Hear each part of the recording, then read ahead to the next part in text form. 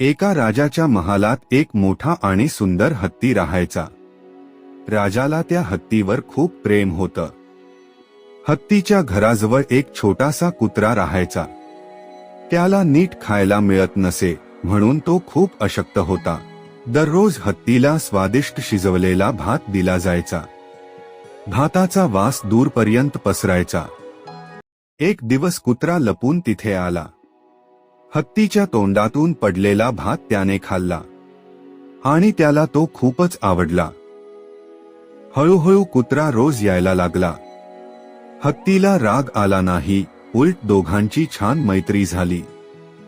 हत्ती आणि कुत्रा एकत्र खेळू लागले, एकत्र जेवू लागले।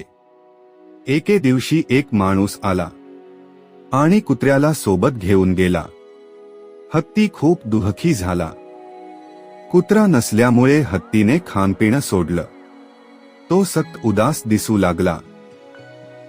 राजाला हत्तीची काळजी वाटू लागली। त्याने मंत्र्याला सगळी गोष्ट सांगितली। राजाच्या आज्ञेने कुत्र्याला सोडण्यात आलं। कुत्रा धावत धावत हत्तीपाशी परत आला। कुत्र्याला पाहून हत्ती खूप आनंदी झाला।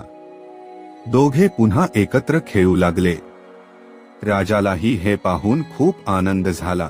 खरी मैत्री प्रेम आणि विश्वासावर टिकलेली असते।